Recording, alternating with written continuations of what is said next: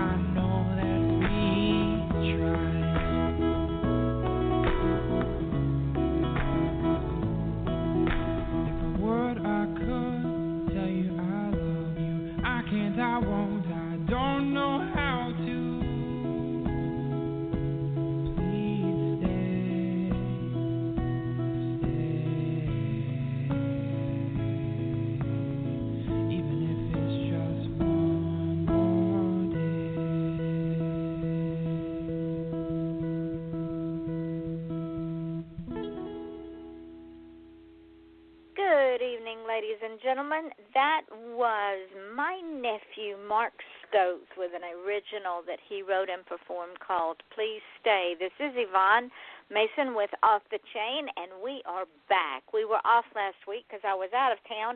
I'm going to tell you what, if I have a drug of choice, it's this radio show. I did not realize how much I missed doing this show until I was off for 4 days. It was just... I couldn't hardly stand it. I worried about every one of y'all because I'm going to tell you what, this show is not my show. It is your show. It is the listeners. It is the guest. It's all of y'all that make this show successful. And to show how successful we are, this morning when I ran the numbers for the first time in a week, just on the show alone, ladies and gentlemen, because of your dedication and your telling other folks and guests telling other folks and guests coming back and just a whole thing, we have reached 92,521 listeners just on this show. When you add in all the podcasts that this show goes up on, which is iTunes and YouTube and FM.com and TuneIn Radio, SoundCloud, Mixcloud, Podcast.com, Podcast Garden, and Spreaker, and then some oddball podcasts that I don't put it up on, but others do, we have a listening audience of 127,322 listeners. Now just let that sink in for a minute. This show is not even 2 years old. Will not be 2 years old until July. We are almost 130,000 listeners in over 100 countries when you add all the podcasts plus this show. Do you know how humbling that is? That when I started this show a year and a half ago, I had no idea. I didn't even think anybody would want to come on this show, much less send me people. Ladies and gentlemen, I'm booked through almost the end of June and getting ready to book more shows through the end of the year. This is how big this thing has gotten, and it's all because of y'all, and I appreciate you all so much. In the country of Australia, I love you. Y'all are the biggest listening base that we have on Blog Talk Radio. Thank you so much, and I want to thank the Teskey Brothers, which is a band out of Australia, and they're not just a band, they're a blues band. You wrap up Eric Clapton and Johnny Lang and B.B. King and Otis Redding and Robert Johnson and all the greats into a nice tight package, you have the Teskey Brothers. If you have not heard them, please go and look them up. They're everywhere. They are just amazing. If they would come to South Florida and do a concert, I would stand in line to go see them. And I don't stand in line for anybody, but I would stand in line for these guys because they are great. Now, that being said, if you want to come on the show, contact me either on my Facebook page or on offthechainradio@yahoo.com. And if you want to advertise on the show, because my rates are really, I mean, they're so cheap, they should be simple. Either message me on Off the Chain on my Facebook page under Yvonne Mason, or send me an email at offthechainradio@yahoo.com. I will run your ad for 30 days. No matter how many shows I have, I will run your ad for 30 solid days. If I have 5 shows in that week, your ad will get run for all 5 shows. So either way, you're going to get heard in over 100 countries. And with that being said, there's a young lady that hooked up with me on a previous advertising host I used that I will no longer use. I am going to blackball them publicly, advertisecast.com. I had a site up with them, and that's where all the ads came through under the radio show, and they took me down because they said that they could not prove that my numbers were not fictitious. And so when I questioned them on it, they said, well, you have 0 reviews. I said, well, that's not my problem. My problem is you burned your bridges. So now, instead of sharing the ad revenue with this company, I get all the ad revenue. So it works out. But anyway, a young lady named Cece Chamberlain, she has a podcast called Inside Your Life with Cece. And it's magnificent. It's at www.podcast.com/Inside Your Life with Cece. She's heard on iTunes and on Google Play. I have been on her show, and it will make you feel very good. It's full of thought-provoking interviews, which are motivational and inspirational to inspire others and lift up their soul with feel-good stories, conversations to strengthen the mind, the body, and the soul. Because inspiration and motivation sometimes is few and far between for most of us. However, Inside Your Life with CC podcast is the glimmer of hope in a world that's filled with confusion and discouraging times and, just plain tough days. CC's interviews will entertain you, lift you up, and bring the absolute best out of the world. So check her out, Inside Your Life with CC, on podcast.com. Tonight, ladies and gentlemen, I have a guest that has been with me before, and I don't know where our hour goes, but she is absolutely wonderful, and she has some news for us. Author Patricia Loofbourrow is with us tonight. She earned her bachelor's degree in microbiology with a minor in chemistry from Cal Poly Pomona Then she went and got an MD from Rush University. She practiced family medicine for 10 years until she became a stay-at-home mom in 2000. After leaving medicine, Patricia ran one of the first Ask a Doctor patient education websites from 2000 to 2004. Then she moved on and wrote her first novel during the 2005 NaNoWriting.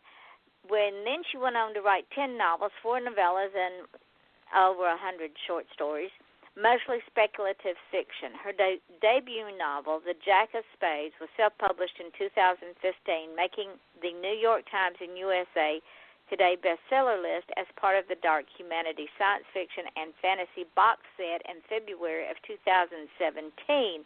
We will be discussing that. We missed that somehow last time around. She has been a longtime member of the Forward Motion Forums and was a founder of 50-Word Fiction on DeviantArt. She has also worked as a freelance nonfiction writer and editor since 2000. She currently runs an informational website on edible landscaping. Now, I don't know what she does in her spare time, but we're going to find out.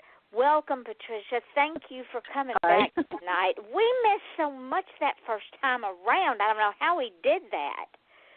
Well, I think I must have come to see you the first time pretty soon after you started, because you say a year and a half, and that's about, Been about that long, I guess. Maybe Lord it has. Maybe it was one of the first ones. I don't know. But I think you might have been. Like you've had exciting news, too, it sounds like. Yes, it has been. This thing just keeps on growing, and it's because of all of y'all. It's not me. I could sit here all day and talk. Nobody would care. They want to hear about all of y'all and how exciting y'all are and what y'all have been doing. So let's play catch up a little bit for the folks that missed the first show. Why they would do something like that is far beyond me.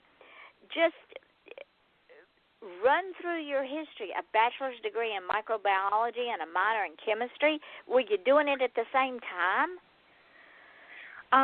Yeah, I did. I was in college for 5 years, but because I figured I was in college, I was only going to be there once, so I'd take all the classes I wanted to take.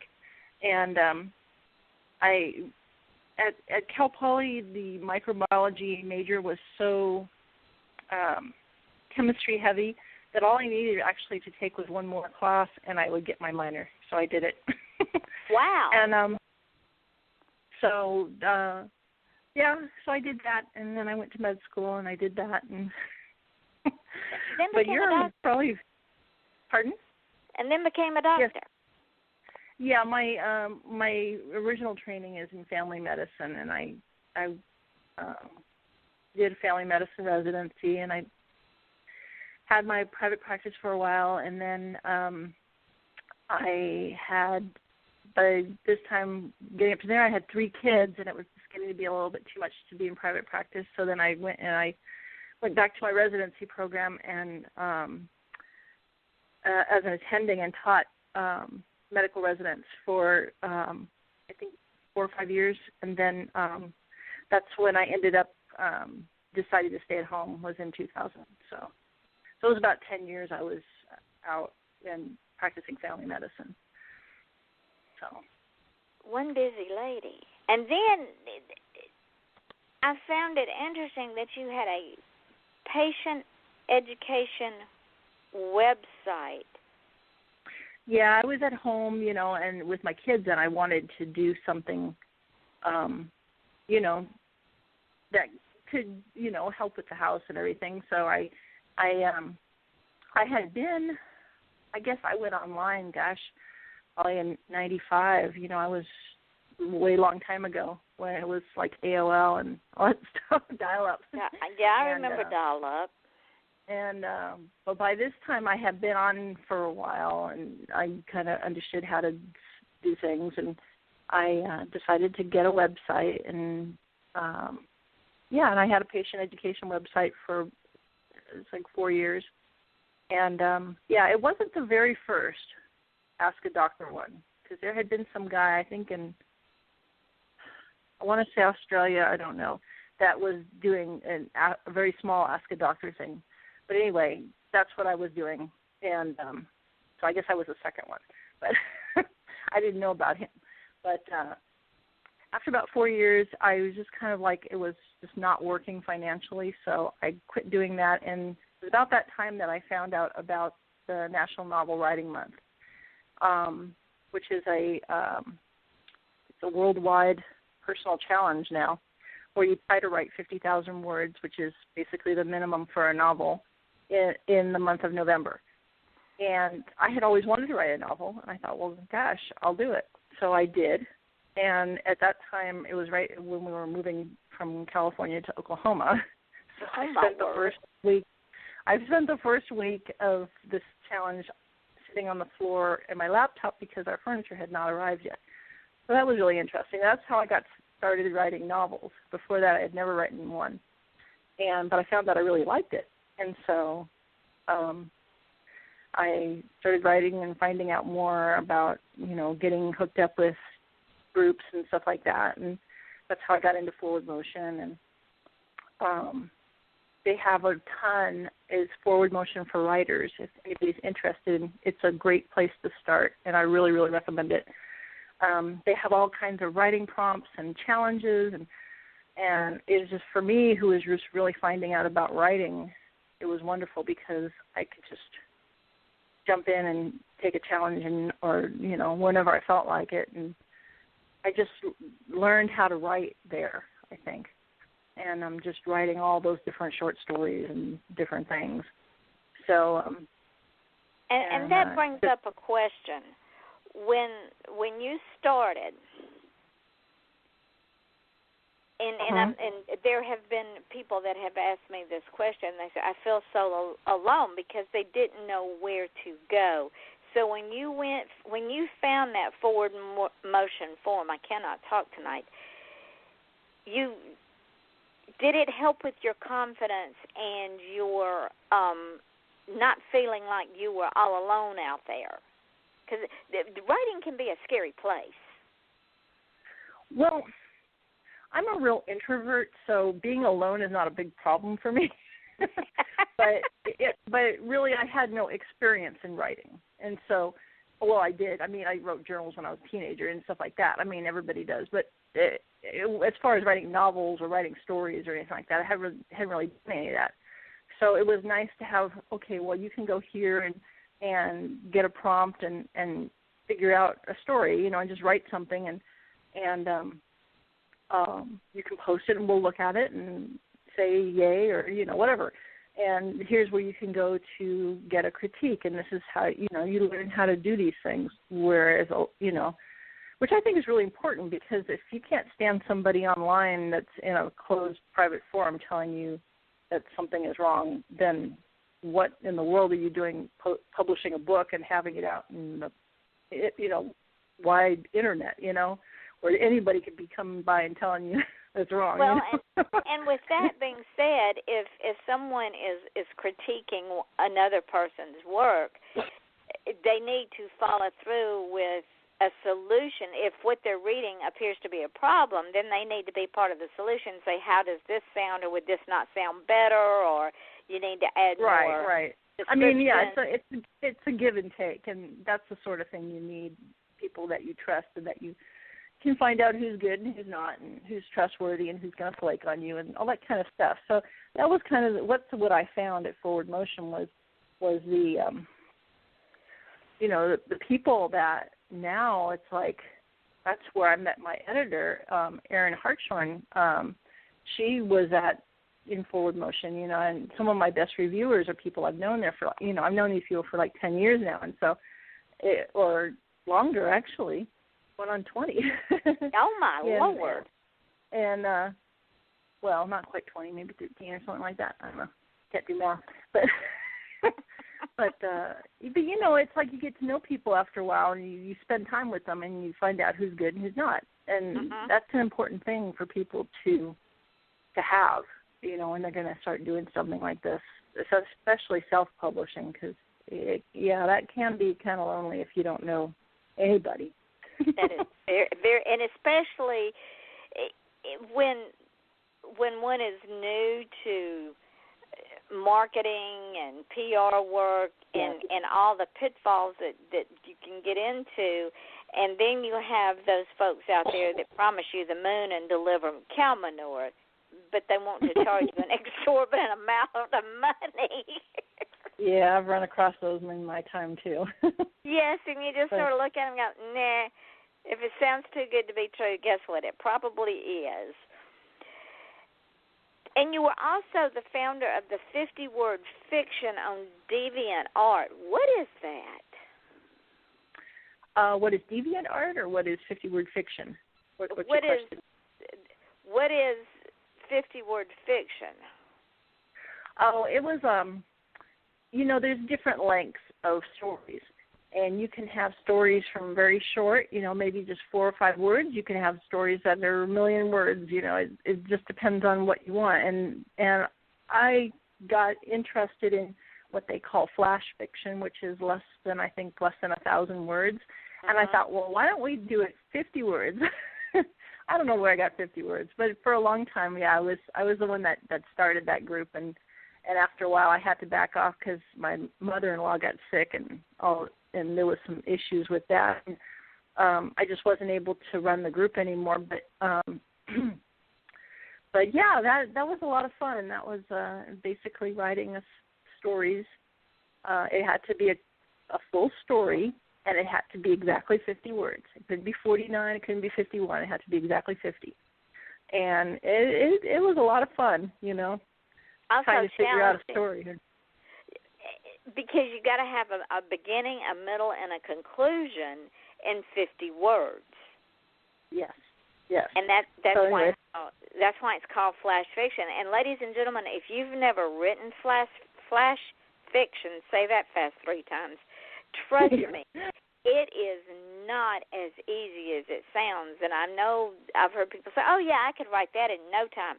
Yeah, okay, because you not only have to have an opening, a middle, and a conclusion, you have to be very descriptive in those 50 words. Correct, Patricia? Yeah, it helps anyway. So people know what you're talking about. Let's run this second ad right quick because we have got so much to talk. You're a PC gamer. This is going to really knock some socks off of some people. So, ladies and gentlemen, we'll come back and ask that question right after this. Former Boston PD Captain Stanford Carter and his wife, forensic scientist Jill Seacrest, have decided to move to the Big Apple to accept positions with the New York branch of the FBI. Rookie agent Shania Deeprose completes the trinity as they collide head-on with raging and rampant social, political, and economic unrest amid a string of murders that seem unrelated and may be serial, copycat, thrill, or hate-driven. As they struggle to understand the mind and thought process of the orchestrators, killers, and victims, the team begins to wonder who's who. The line between black and white, superior and subordinate, right and wrong, and good and evil disappears as they are forced to reevaluate their own thoughts, feelings, and philosophies. Ultimately, every character must come to their own conclusions to these questions. Is justice ever more important than the law? Is playing God justifiable if it's for the greater good of all? Come along for the ride to see if Agent Carter will decide to stick to being a hunter or become judge, jury, and executioner instead. Find the answers to these questions when you read the new book, The Killing Collective. The Killing Collective is a character-driven story with big characters with depth. They're soul-searching in addition to the biggest case of the agents' careers. The Killing Collective, available on Amazon in both Kindle and paperback editions. Order your copy today. And that is The Killing Collective by author Gary Starter. Go and check it out on Amazon and Barnes & Noble.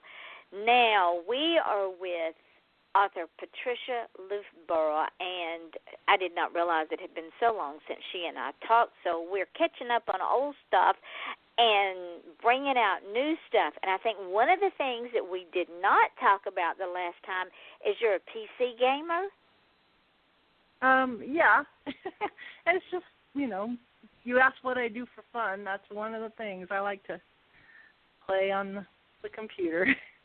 What do you play? Inquiring minds have to know. Well, it just depends on what I feel like playing. Right now, I'm playing. I played some World of Warcraft, and I play StarCraft with my kids. We usually play all in the house there, and I also like some Plants vs. Zombies sometimes. Oh, I like that. And so, just things like that. I don't play nearly as much as I used to, and that's just because I've been really busy.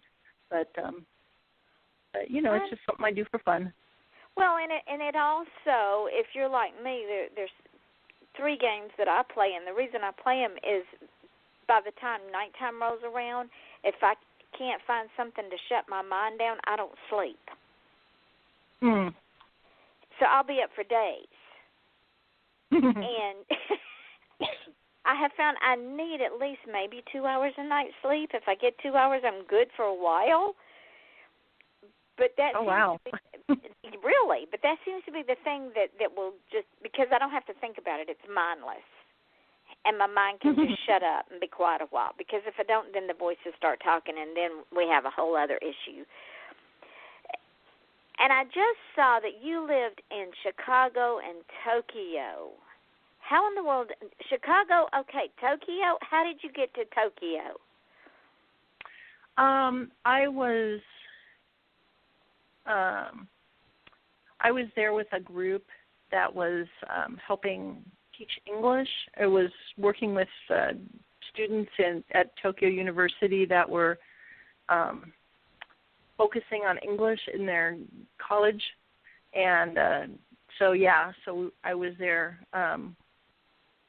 It wasn't a huge long time. It was just like over a majority of a summer, but it was definitely an experience. I mean, I got to where I could, nothing was written in English.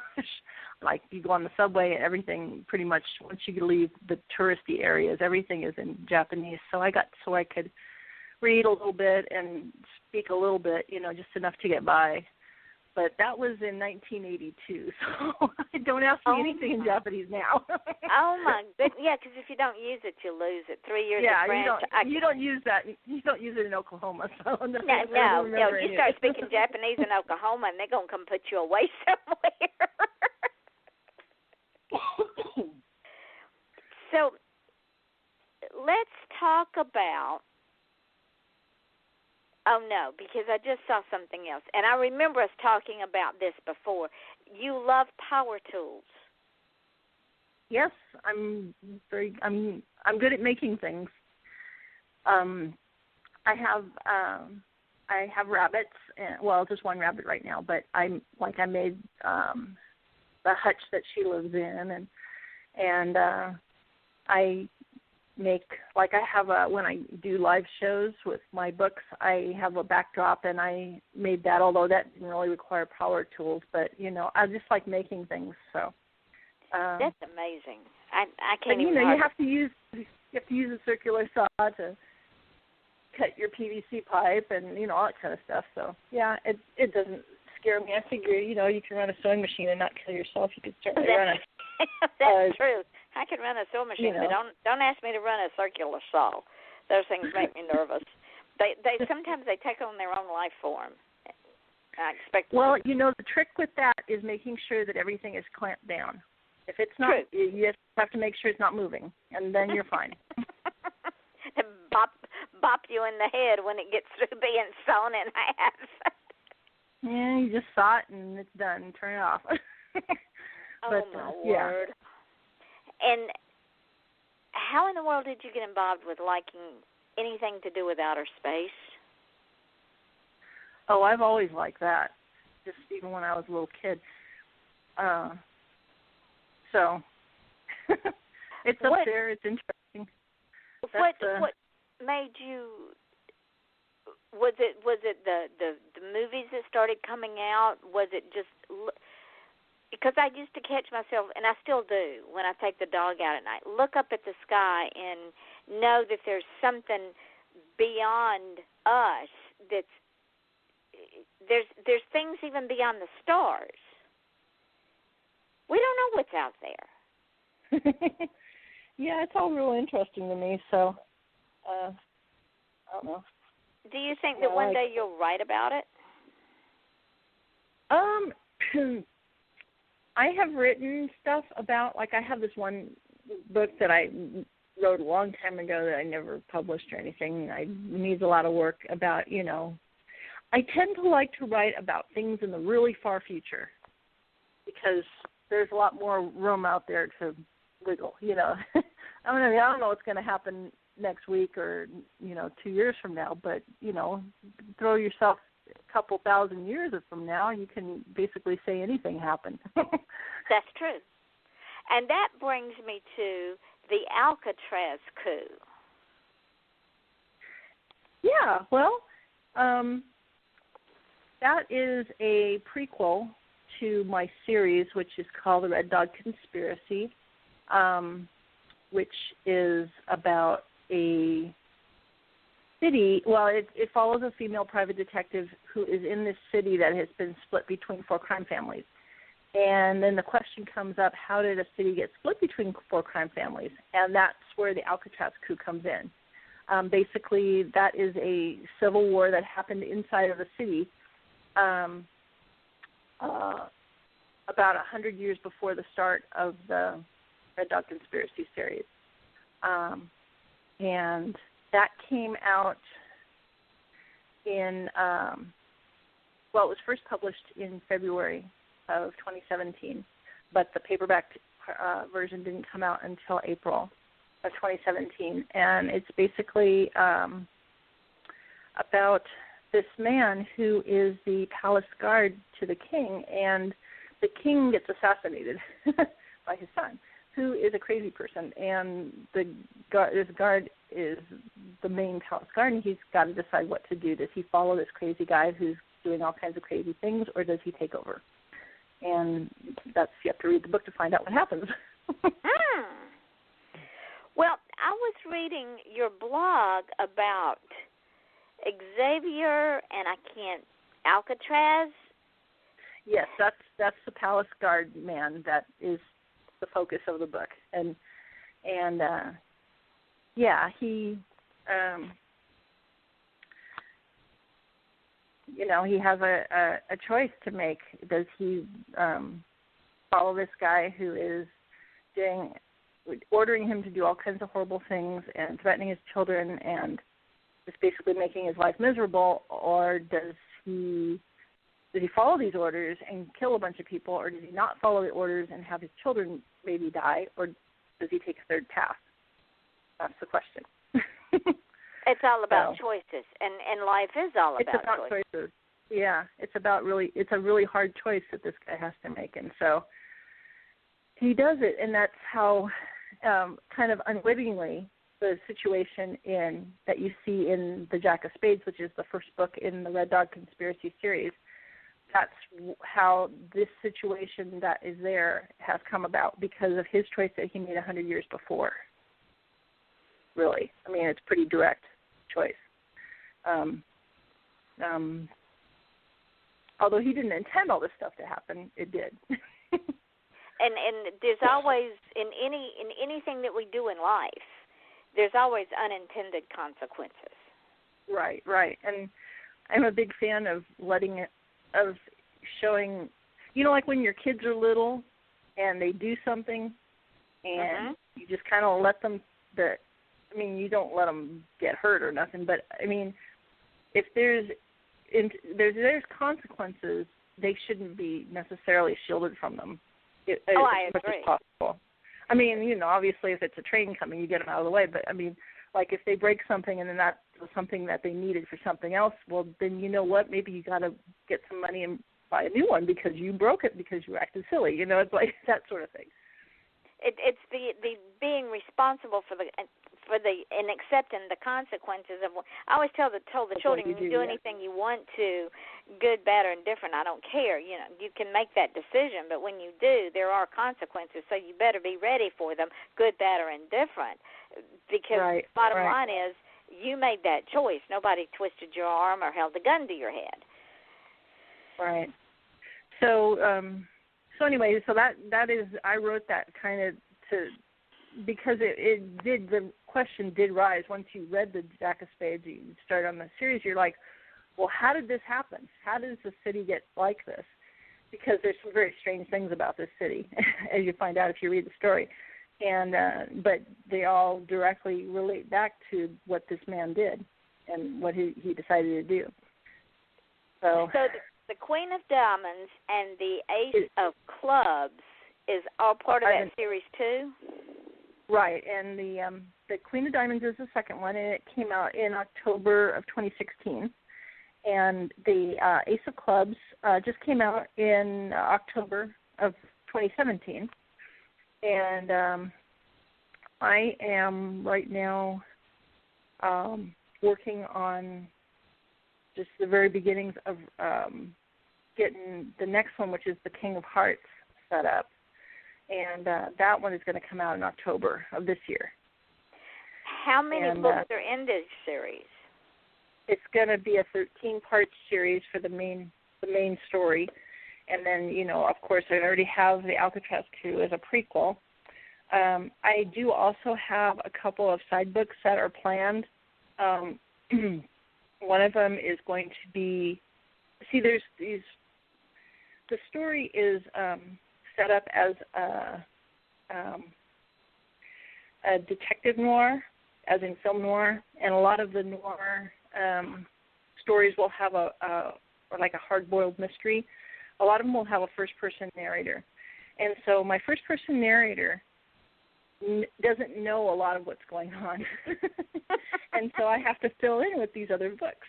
So because she doesn't know why this happened. Like she as far as she's concerned, one thing happened in the past, and then you have the book of the Alcatraz Crew. It says what actually happened in the past, you know, that sort of thing. Mm-hmm. So anyway, I have a couple of other books set up. I also have some short stories that I am going to that I have partially done and some already done. One is going to come out probably in November, and I'm not exactly sure how long this story is going to be. It might end up being a novella, but it's going to be in a murder mystery box set, which is, I believe, coming out in November, which is going to be called Death and Damages or something like that. And then a short story that I released in August, back in August, in a dystopian box set called End of Days. I'm planning on re-releasing next month, just, you know, as a standalone short story, and that's another prequel. But it takes place right before the Jacq of Spades starts. So, yep, and I am going to need 13 books before you ask the question. That's what everybody asks. Why 13 books? Because I need 13 books. This is a big story. So you're going through the entire deck of cards, basically, is what you're going to do. Well, no. Or a suit of that cards. That would be 52 cards. Well, a suit of cards. There's 13 to a suit. See, I just had a brain cramp there. Okay. So you're going in... But you're mix and matching your suits. I mean, you've got the Ace of Clubs, the Jacq of Spades, and the Queen of Diamonds. So you're just picking and mixing and matching the suits. I'm picking out from the character. Okay, let me back up because this might be a little bit confusing to people. When a culture names things, they usually go by the dominant religion. Like in America, the dominant religion is Christianity or Catholicism, whatever you want to call it. So there's a lot of Mark, Mary, Luke, John, all these kind of names. And you know, if you went to a country that was the dominant religion was Islam, see a lot of names from that religion. It almost always goes by the religion, and there might be some other names put in. Like there's people named Dallas and stuff like that, but generally the main naming system goes from the dominant religion. Well, the dominant religion in the Red Dog Conspiracy world, which is very far future, Oklahoma City Metro, is actually based on the cards, on playing cards, and on card games. And so you see a lot of people with card game and card names. Now, when these 4 crime families took over the city, some of them changed their names in order to make like they were supposed to be there. So we have the Hart family, we have the Diamond family, we have the Club family, and we have this one family calls themselves, Spadros, but their symbol is the spade, like in the cards. Right. So basically the idea is that these people were born to rule, sort of thing. And kings used to do this all the time back in the Roman days especially. They would, name themselves or give themselves nicknames that imply that they were supposed to rule. And so these actually, each book is talking about one or more people and or focusing on people in the story. So that's where the names, it's just not random, There's a purpose for example, to it. The main character's name is Jacqueline Spadros, and so she's the Jacq of Spades with a Q. That makes perfect sense. Yep, it's the only one spelled like that. Ladies and gentlemen, the Jacq of Spades is spelled Jacq of Spades. If you put in Jack, it ain't going to happen. But it's Jack. You're going to get a zillion books about guys. This one is about a girl. And then you have the Queen of Diamonds, the Ace of Clubs, and the Alcatraz Coup. Now, you also have a blog up on your on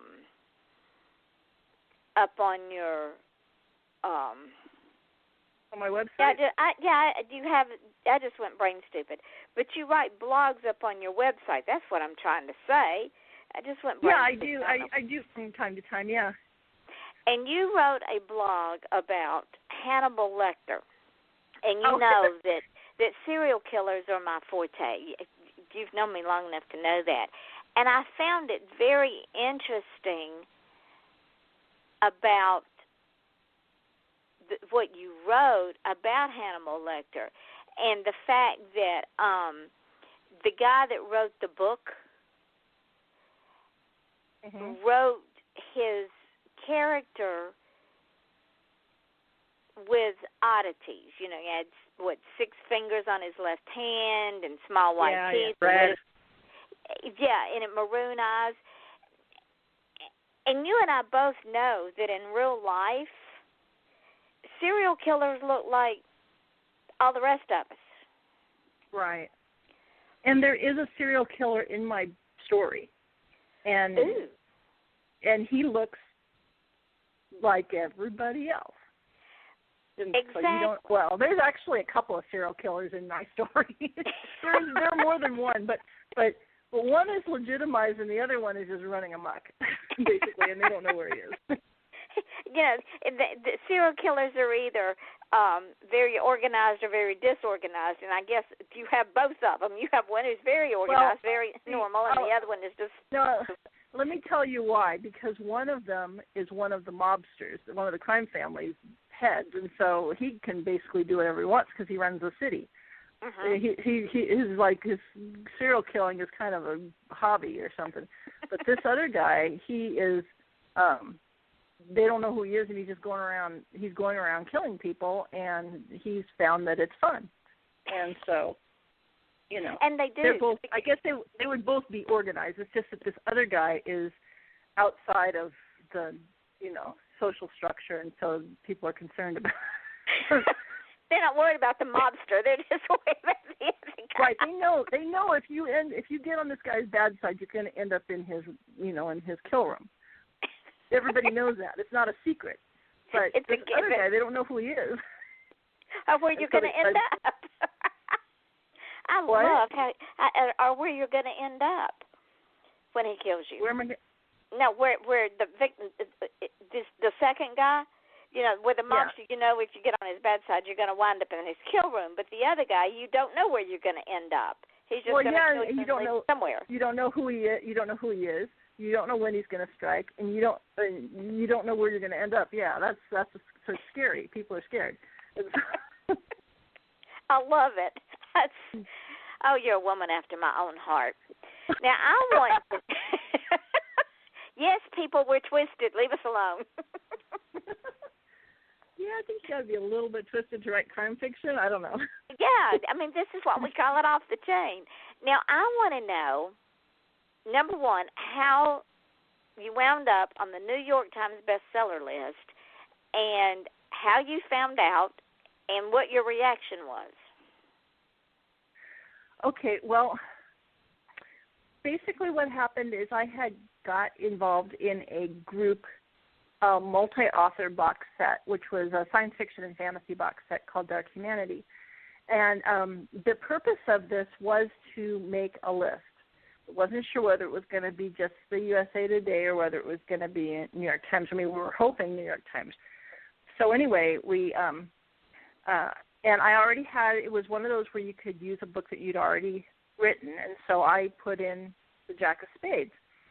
And so basically what it was is it was 22 authors, and we had 21 books because there was this one, I guess it's a mother-daughter, they went in together on this book, and then a whole lot of advertising. That's how we did it. It was a whole lot of advertising. Like thousands of dollars worth of advertising. And because to get on a big list like that, you can't just do Amazon. You have to do iTunes and Kobo and Nook and all these other ones. It has to be wide. Uh-huh. And I think now they made it so that you can't even do it with a digital box set anymore. You have to have a paperback or something there too. I don't know. They changed the rules, but so we were very fortunate. And but it was a lot of work. It was a ton of work because yes, what do I do for fun? I also like to do like photoshopping, although I don't use Photoshop. I use a program called GIMP, which is open source, but anyway, or free. I'm not sure there's a difference. And but anyway, I like doing that. So I made tons of graphics for the ads, and other people wrote ad copy, and other people posted on different forums and groups on all the different social medias, and we each had things that we did, and it was like this big team, and it worked out. We got to number 5 on the New York Times bestseller list in the first week of February and of last year, of 2017, and we got to number 8 on the USA Today bestseller list. So it was very, very, gratifying, that all of that work panned out. So it all paid off. It was exciting. It was very exciting. And so I was telling you earlier, I don't know that it's really sunk in yet, Would you do it again if you were asked? Yeah, I have been in a couple other box sets. The one I was just in, the End of Days one, we didn't do as well, and I think it was kind of bad timing for me personally. But I'm going to be in another one in this one that's coming out in November, and I'm hoping it'll do well because there's people in it that have not gotten to that, gotten on a list or anything, and it's always nice to have lots of people see your work and stuff. So I think that I would do it again. It was a lot of fun.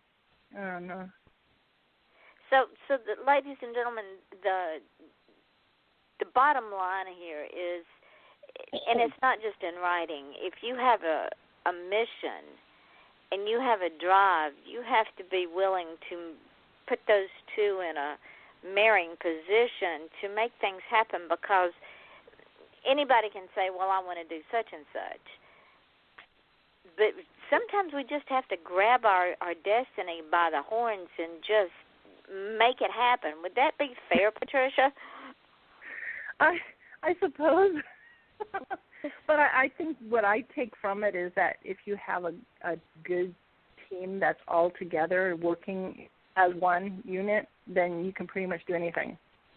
I agree. The hard part is finding that team, and getting those people that really want something that bad.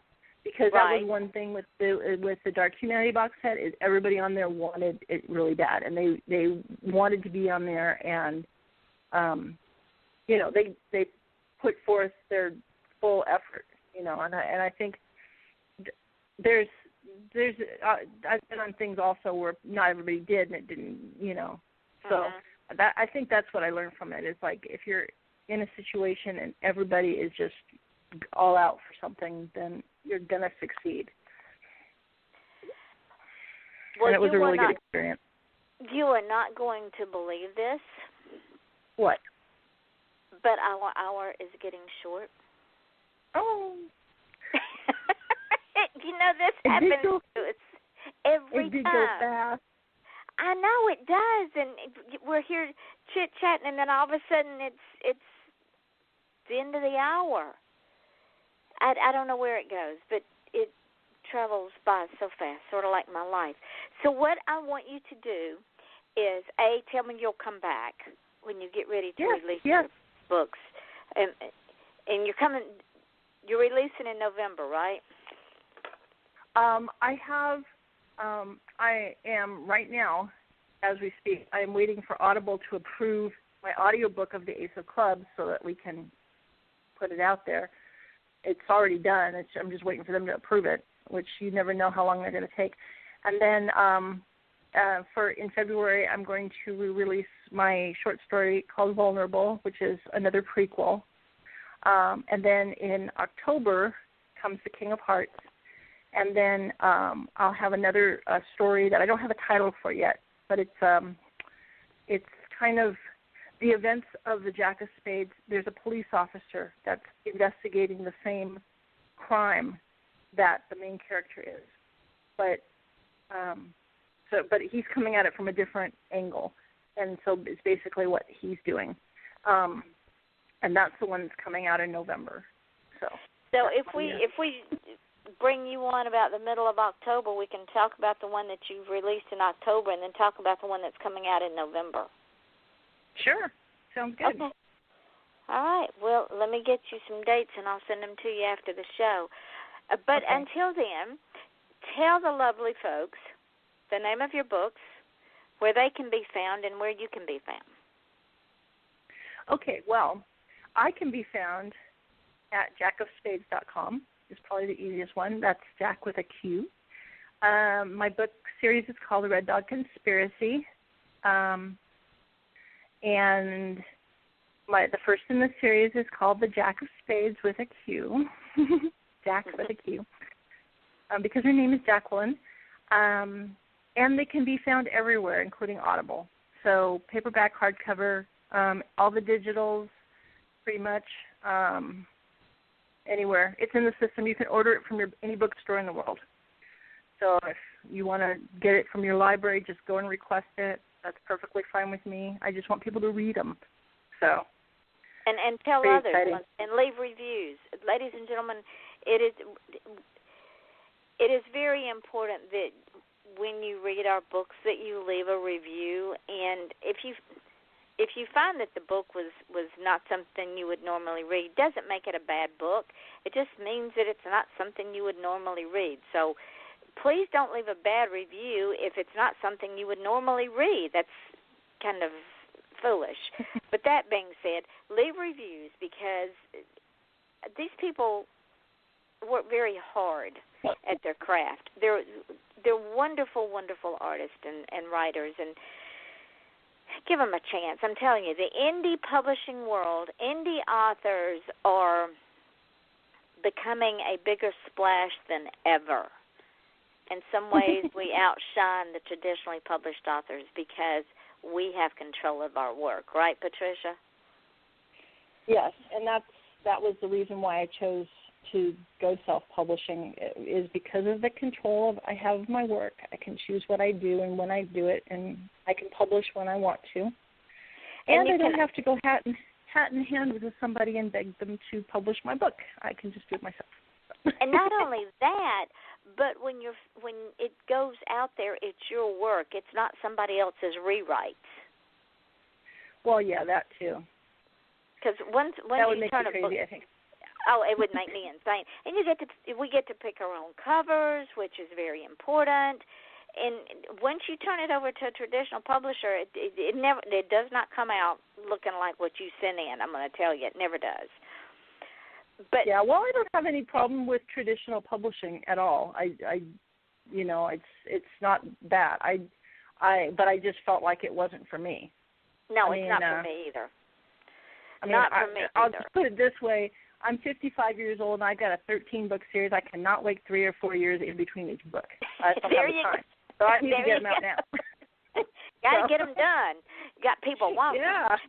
So, ladies and gentlemen, go on Amazon, go on Nook, go on Kobo, and look up Patricia Loofbourrow. That's Loofburrow.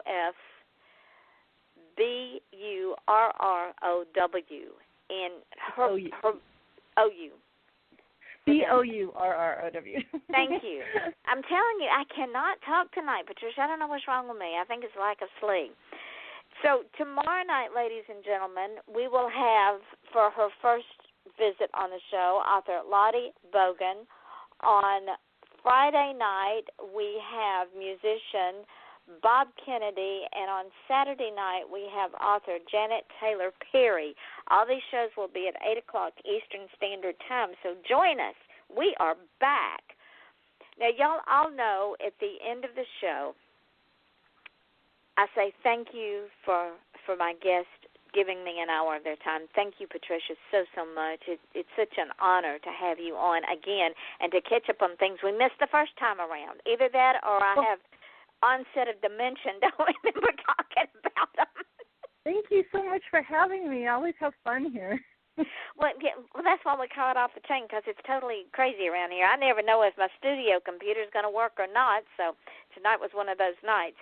But, ladies and gentlemen, the reason we're successful is because we march to our own drummer here.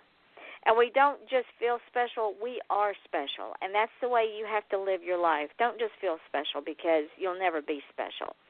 And the difference between who you are today and who you want to be next week is what you do today. If you want to change who you are tomorrow, then you got to change how you are today and what you do today.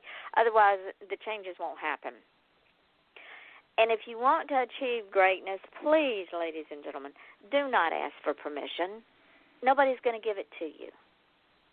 Because most people are content living a humdrum, mediocre life.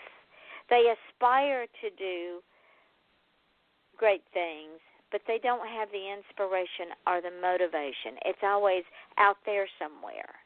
They never reach out and grab it and own it. So if you want to achieve greatness, stop asking permission. Your smile is your logo. Your personality is your business card. And how you leave others feeling after having had an experience with you, ladies and gentlemen, that is your trademark. Trust me, people will forget your name. They will forget what you look like. They will forget what you were wearing the day you spoke to them, but they will never, ever, ever forget how you made them feel. We are all on a journey. And yes, others walk with us on our journey, but it is still our journey. And we don't know the burden that another person is carrying while they're on that journey. But if we can lighten that burden by smiling at them, by being kind to them, we may not only save their life, but we might help to save someone's life within their life. Because all it takes is one smile to keep a person from doing something destructive to themselves.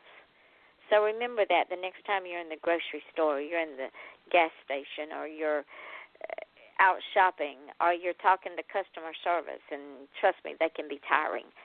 but smile, because people will always remember the way that you treat them. So with that being said, I want to say again, thank you, Patricia, and you know that we'll put all this up, and I'll tag you in all of this so that you can promote it and use it to your benefit. And until tomorrow night at 8 o'clock Eastern Standard Time, this is Yvonne Mason with Off the Chain and my guest, Patricia Loofbourrow, and we tell you both good night.